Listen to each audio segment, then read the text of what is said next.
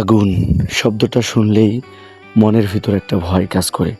আজ এই আগুন নিঃশংস করে দিল প্রায় 90টি পরিবারকে। ক্ষতিগ্রস্তদের অনেকেই ছিল কাপড় ব্যবসায়ী।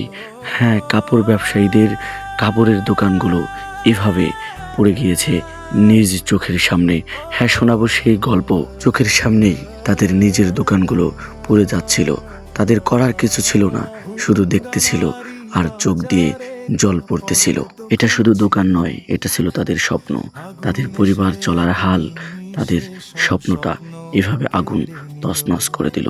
হ্যাঁ, ছিল এক একটি দোকানে লক্ষাধিক টাকার মালামাল, যারা ব্যাংক থেকে লোন নিয়ে অথবা জমি বন্ধক রেখে তাদের স্বপ্নকে সামনে রেখে বাস্তবায়ন করার চেষ্টা করত।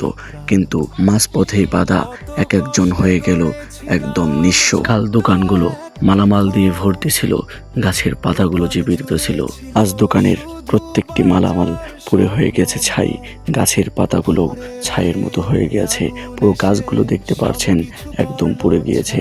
তবে একটি দুঃখজনক ব্যাপার, ভুরুঙ্গামারী উপজেলায় নাই কোনো ফায়ার সার্ভিস। সব পুড়ে শেষ হওয়ার 40 মিনিট পর তারা আসে। আসুন ক্ষতিগ্রস্তর একজনের সাথে কথা বলি।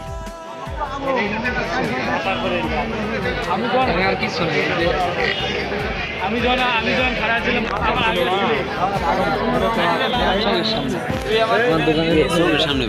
দোকানের দাঁড়ায় আছি আর চাপতে পারতেছি না। আমার চোখের সামনে আমার দোকান ঘুরে যাইতেছে। আরো কষ্ট আছে বড়। তাদের মনের ব্যথা বোঝার মতো কেউ নেই। অনেক কষ্টে তারা কথা বলছেন, তাদের চোখে জল জল করছে পানি। আমরা সরকারের কাছে এই ভিডিওর মাধ্যমে আবেদন জানাই, আমাদের ভুরুঙ্গামারী উপজেলায় একটা ফায়ার সার্ভিস খুবই প্রয়োজন। কারণ অনেক বড় শহর, সেখানে নেই কোনো ফায়ার সার্ভিস। নাকেশ্বরী থেকে আসতে অনেক সময় লেগে যায়। দেখুন, আরও একজন ব্যবসায়ী পোড়া কাপড়ে তার স্বপ্ন খুঁজছেন। হাতে পেয়ে গেলেন তার পুরাতন খাতা, যেই খাতাতে তার বাকির হিসাব।